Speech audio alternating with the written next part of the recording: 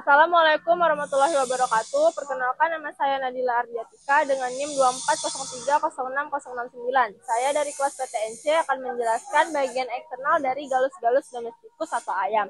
Yang pertama ada caput atau kepala. Di dalam caput terdapat beberapa bagian. Yang pertama ada rostrum atau paru. Paru dibagi menjadi dua, yaitu rahang atas dan juga maksila dan rahang bawah atau mandibula. Yang kedua ada nares anteriores atau lubang hidung. Yang ketiga ada cera atau jengger, dan yang keempat ada organus fixus atau mata, dan yang kelima ada porus acousticus externus atau lubang telinga. Berikutnya ada cervix atau leher. Lalu yang berikutnya saya akan menjelaskan tentang transkus atau badan. Badan atau transkus dibagi menjadi dua, yaitu anterior bagian atas dan interior bagian bawah. Berikutnya saya akan menjelaskan tentang anatomi bulu. Yang pertama ada plumae. Plumae dibagi menjadi beberapa bagian atau struktur bulu. Yang pertama ada kalamus atau tangkai bulu pelekat pada folikel kulit. Yang kedua ada racis atau penyokong polium. Yang ketiga ada pexilum atau bendera bulu yang terdapat di kanan dan kiri racis. Dan yang keempat ada barbulae atau bulu halus. Yang kedua ada plumulae atau memiliki kalamus pendek, racis mereduksi berbagai panjang dan fleksibel, sedangkan barbulainya pendek. Pada umumnya kedua bulu ini memiliki struktur yang sama. Berikutnya ada pilomulumae. Pilomulumae ini memiliki bentuk seperti rambut dengan tangkai bulu yang panjang dan pada ujungnya terdapat barbae dan barbulae. Berikutnya saya akan menjelaskan tentang ekstremitas anterior pada sayap. Yang pertama ada humerus atau tulang lengan atas yang terdapat pada bagian ini. Berikutnya ada radius atau tulang pengumpil. Berikutnya ada tulang hasta. Berikutnya ada oskar atau tulang pergelangan tangan. Dan berikutnya ada carpenter carpus atau tulang lengan tangan. Berikutnya saya akan menjelaskan tentang ekstremitas posterior. Yang pertama ada femur atau tulang paha panjang. Berikutnya ada patels atau tulang lutut kecil. Berikutnya ada fibula, tulang lengan kaki belakang. Berikutnya ada tibiotarsus atau lengan kaki. Dan berikutnya ada tarsometarsus di bagian telapak kaki yang bergelombang gini. Berikutnya ada phalanges atau tulang jari-jari kaki. Yang terakhir ada bagian ekor atau kaudal. Sekian penjelasan dari saya mengenai bagian-bagian eksternal dari galus-galus domestikus. Terima kasih.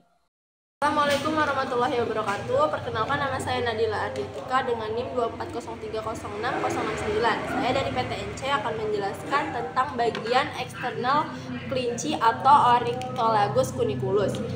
Bagian tubuh kelinci terdiri dari 6 bagian. Yang pertama ada caput atau kepala, yang kedua ada kolum atau leher, baru yang ketiga ada truncus atau badan, yang keempat ada ekstremitas liberae atau anggota gerak bebas. Anggota gerak bebas ini dibagi menjadi dua, yaitu anggota gerak bebas depan atau ekstremitas cranials dan anggota gerak bebas belakang atau ekstremitas caudals. Berikutnya atau yang terakhir ada caudal atau ekor. Berikutnya saya akan menjelaskan tentang caput atau kepala. Bagian caput atau kepala kelinci memiliki beberapa organ utama. Yang pertama adalah rima oris atau mulut. Yang kedua ada fibriraris atau rambut panjang. Yang ketiga ada narea externus atau lubang hidung.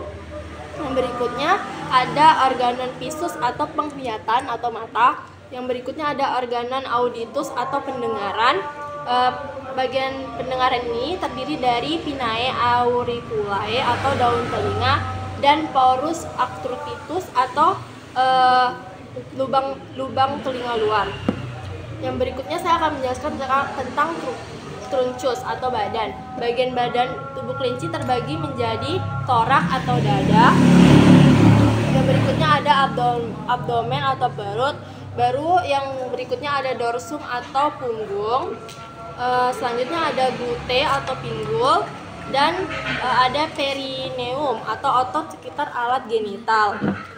Berikutnya juga ada mamae atau kelenjar susu bagi yang betina, dan selanjutnya ada anus yang bagian dekat kaudal atau ekor. Selanjutnya saya akan menjelaskan tentang ekstremitas viberae atau anggota gerak bebas. Seperti yang sudah dijelaskan tadi, anggota gerak bebas itu terbagi menjadi depan dan belakang. Yang depan terdapat humerus atau tulang lengan atas.